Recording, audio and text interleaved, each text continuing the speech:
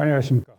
김성철 교수입니다. 오늘은 단번에 살펴보는 핫 경제 이슈라는 주제를 가지고 여러분께 간략히 설명을 하도록 하겠습니다. 대외적인 여건을 살펴보면 미국과 중국 간의 글로벌 패권 경쟁이 심화되고 있습니다. 이것은 중국의 그 WTO 가입이 2001년에 이루어졌는데 그 이후에 세계시장 점유율이 증가하고 있고 신흥 경제 강국으로 성장하면서 G2로 자리매김하고 있습니다. 중국은 최근 1대1로 그 실크로드를 이미 하는 거죠. 육상과 해상을 연결하는 대형 프로젝트를 추진하고 있습니다.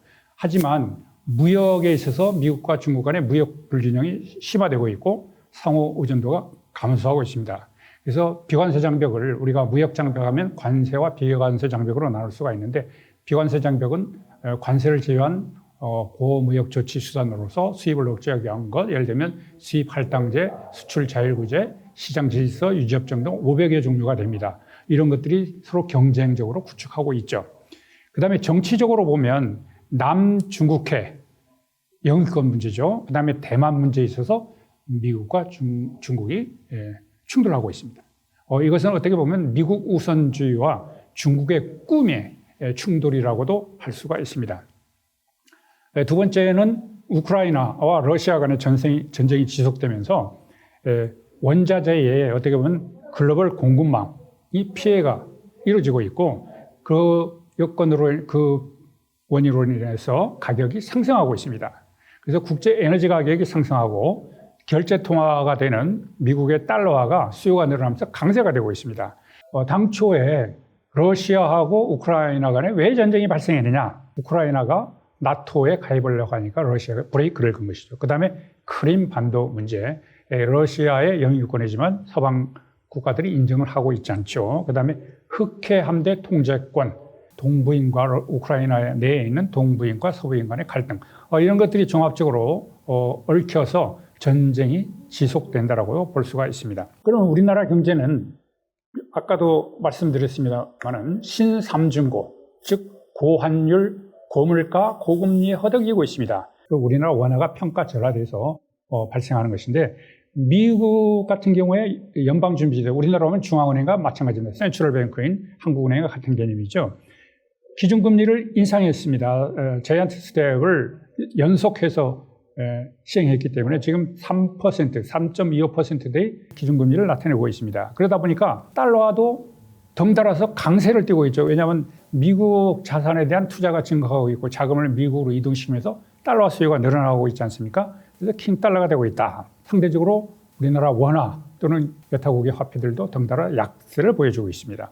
다음은 고물가입니다. 우리나라 같은 경우에는 원화 가치가 하락했죠. 그래서 수입 물가가 상승하고 있습니다. 특히 우리나라는 수입 의존도가 높습니다. 수입 원자재 가격도 상승하고 있고 코로나 팬데믹으로 인해서 정부의 재난지원금의 영향을 받아서 수요가 늘어났죠.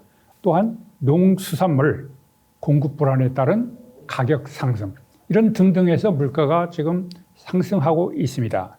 그러면 정부는 이 물가 상승을 억제하기 위해서 어떻게 해야 되느냐? 기준금리를 인상할 수밖에 없습니다. 그래서 우리나라는 빅스텝을 단행했죠. 지금 미국 금리하고 한국 금리가 역전이 됐습니다. 과거에는 우리나라 금리가 높았는데 지금 미국 금리가 높죠. 국내 증시 또는 채권 시장에서 외국 자본이 유출되고 있습니다. 미국으로. 그 다음에 또 하나는 기준금리가 올랐기 때문에 대출금리가 인상돼서 가처분 소득이 줄어들고 있습니다. 그래서 지금 우리나라 경제 상황은 스태그플레이션이 등장하고 있습니다. 경기 침체 또는 물가 상승, 수출 여건도 나빠지고 있고 내수 경기도 금리 인상으로 인한 부정적인 여파가 발생하면서 경기가 침체하고 있습니다. 이 모든 그 결과의 원인은 미국의 달러화의 강세가 있다라고 할 수가 있습니다. 물론 그 외에 여러 가지 요인도 지적할 수 있지만 그럼 미국의 달러화는 왜 강세가 되었을까? 우리가 킹달러로 요즘 얘기하고 있습니다. 킹달러가 되다 보니까 주로 이제 준기축통화라고 할 수 있는 파운드라든지 유로화, 위안화가 전부 다 같이 하락에, 즉 약세를 보여주고 있습니다. 그것은 달러화가 안전자산 선호도에서 1등이라는 얘기죠. 또 하나는 글로벌 경기가 불투명하다 보니까 안전자산, 그러니까 달러나 금에 대한 수요가 늘어났습니다. 그래서 달러화나 미 국채에 대한 투자가 늘어나고 그러다 보니까 글로벌 자금들이 미국으로 유입되기 시작했고, 그러다 보니까 달러에 대한 수요는 늘어나고, 그러니까 달러가 강세가 된 것이죠. 다음 세 번째는 미국의 금리가 인상되다 보니까 그 미국의 예적금, 대출 금리가 다 인상되고 있죠. 물론 해외 자금도 들어오고 있고. 그러니까 미국 국민들은 대출 이자 부담이 늘어났지 않습니까? 부채를 상환하기 위해서. 그래서 달러화가 상환하다 보니까 은행으로 유입되고 있고, 그 결과 시중 통화량이 줄어들었습니다. 시중 통화량이 줄어들면 달러 가치는 상승될 수밖에 없습니다. 네 번째로는 글로벌 시장의 원자재 대금 결제가 주로 달러로 이루어지고 있지 않습니까? 원자재 수입국들은 대부분 지금 에너지 가격 상승에 허덕이고 있습니다. 결제 자금인 달러화가 많이 필요하죠. 그러니까 달러화에 대한 수요가 증가하면서 달러화가 강세를 보여주고 있다. 이렇게 이야기를 할 수가 있습니다. 우리는 환율이 상승하면 주가나 부동산에 어떠한 영향을 줄 것인가, 이것을 살펴보도록 하겠습니다. 자, 환율 상승, 즉 달러 가치는 상승하고 원화 가치는 하락합니다. 우리나라 기준으로 봤을 때. 그러면 달러 표시의 어떤 이익이 환차손에 의해서 줄어듭니다.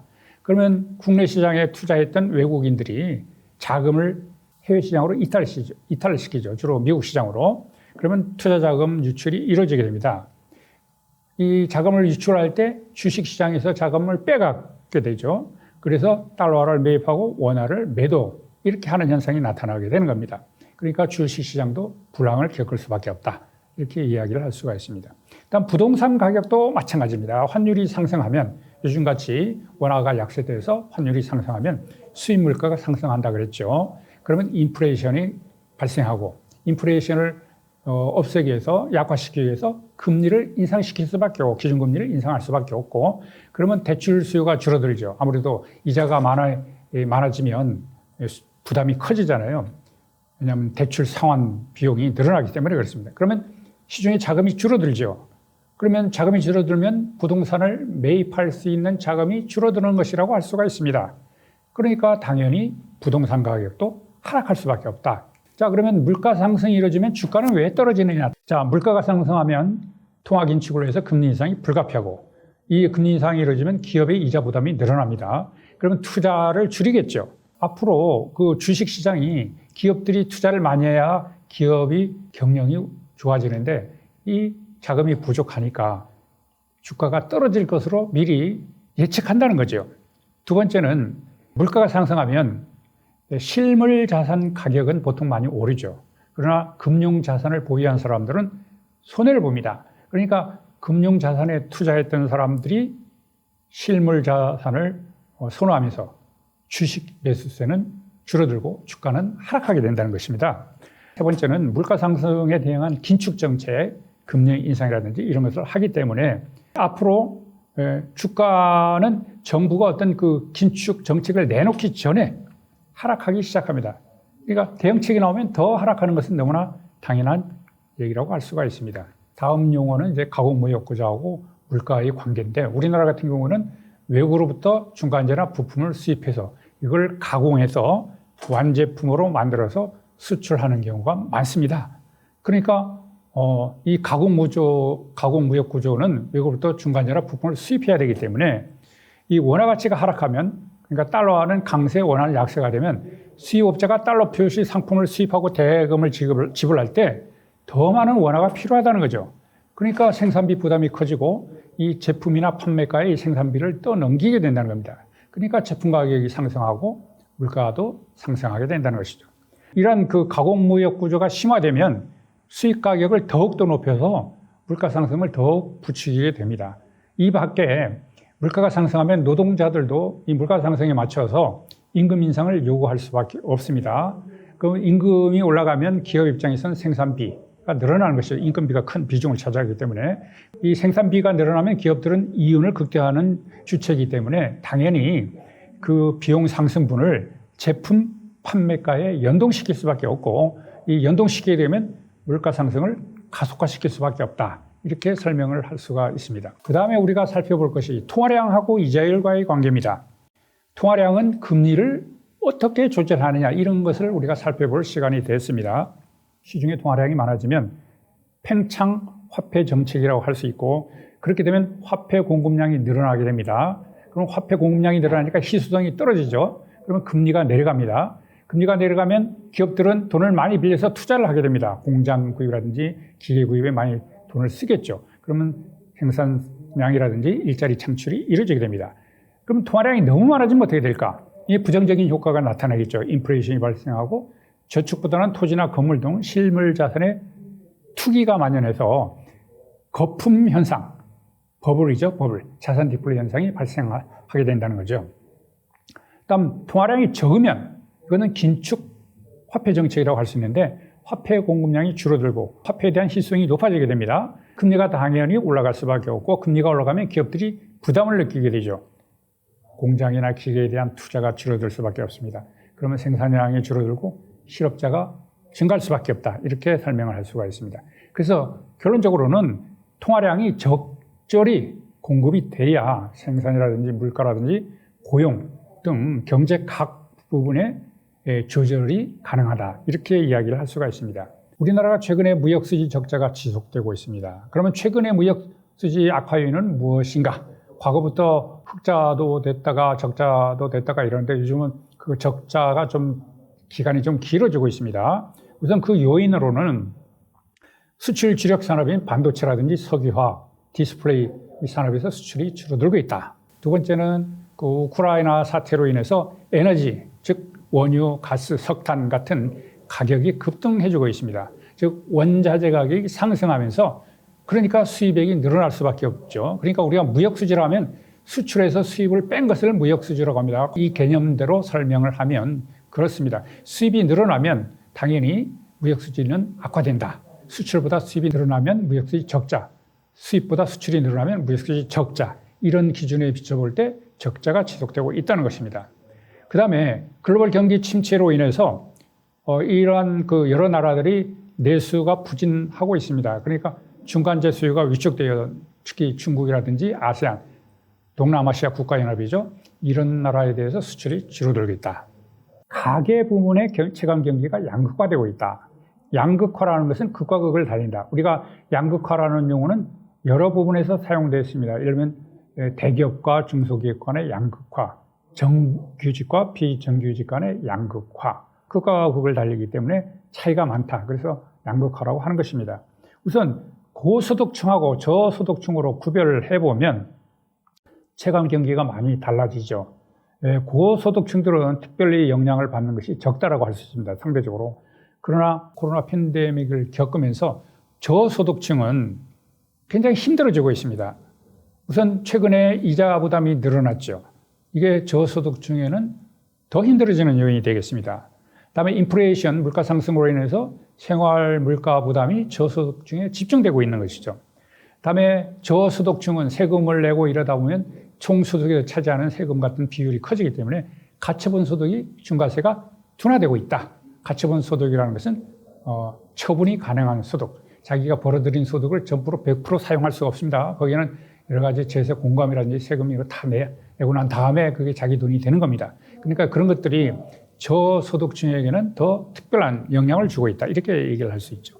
특히 일자리 그 같은 민생 경제 위험 요인이 저소득층에 집중되고 있다. 이렇게 얘기를 할 수 있습니다. 돈 많은 사람은 경기가 나빠져도 특별한 문제가 없지만 소득이 없는 사람들은 이런 경기 순환에 따라서 피해가 굉장히 커지고 있기 때문에 이 체감 부분에서 이런 양극화 현상이 발생하고 있다. 우리나라 같은 경우는 수출과 내수 시장 동반 하락이 이루어지고 있다. 수출은 해외 시장을 타켓으로 하고 내수는 내수 시장이라고 할 수가 있습니다. Domestic demand, 영어로는 그렇게 쓰는데 주로 소비와 투자를 말합니다. 소비는 소비자들이 하고 투자는 기업들이 하는데 이 내수 시장이 나빠지면 경기가 굉장히 나빠질 수밖에 없다. 그러면 내수 시장은 왜 나빠지느냐? 요즘 앞에서 설명한 것이 쭉 연결이 됩니다. 금리가 올라가면서 부채 상환 부담이 증가하고 기업의 자금 부담이 커져서 자금 경색이 이루어지고 있고 대내외적으로 경기 침체 우려가 확산되고 있다. 그래서 내수 시장이 위축되고 있다. 이렇게 정리를 할 수가 있습니다. 그리고 수출은 앞에서도 설명했습니다만은 여러 가지 요인 중에 그 수출 교육 대상국, 그러니까 교육 대상국의 금리 인상으로 인한 내수 경기 침체로 인해서 수입 수요가 줄어들기 때문에 우리나라가 그 나라를 향해서 수출을 하는 게 줄어들 수밖에 없다. 수출 주력 품목의 수출 경쟁력이 떨어지고 있다. 수출 경쟁력 하면 가격 경쟁력과 비가격 경쟁력으로 나눌 수 있는데, 가격 경쟁력이라는 것은 달러 표시 가격을 낮추는 것이고, 비가격 경쟁력이라는 것은 품질이라든지 애프터 서비스라든지 뭐 디자인, 색상 이런 것들을 가격을 제외한 나머지 경쟁 요인을 비가격 경쟁력으로 하는데, 이 가격 경쟁력과 비가격 경쟁력을 합쳐서 우리는 수출 경쟁력이라고 할 수 있습니다. 특히나 원화가 약세게 되면 과거엔 수출 기업들이 수출이 늘어난다고 했지만 요즘은 교역 상대국의 내수 부진으로 인한 수입 수요 감소가 더 큰 영향이 있기 때문에 수출이 줄어드는 것이라고 할 수가 있습니다. 이러다 보니까 우리나라의 그 무역 적자의 교역 대상국은 어디냐면 주로 일본이 되겠습니다. 그래서 대일 무역 수지 적자는 지속되고 있다. 그러나 최근에 조금 감소세가 됐다가 다시 늘어났다 이렇게 하고 있는데, 최근에 뭐 어쨌든 대일 무역 수지 적자는 좀 줄어들고 있습니다. 우리나라는 기본적으로 가공 무역 구조를 띠고 있기 때문에 부품이나 중간재를 일본으로부터 수입해서 완제품을 만들어서 수출할 수밖에 없는 그런 구조를 갖고 있습니다. 그래서 그 일본으로부터 수입하는 소재, 부품, 장비 이걸 국산화하려고 많이 노력을 했죠. 그러나 그 효과는 생각보다 크지는 않습니다. 그래서 어떻게 보면 이러한 부품, 소재, 장비 이것을 장기적으로 보면 빨리 국산화해서 개발을 해야 된다는 것이죠.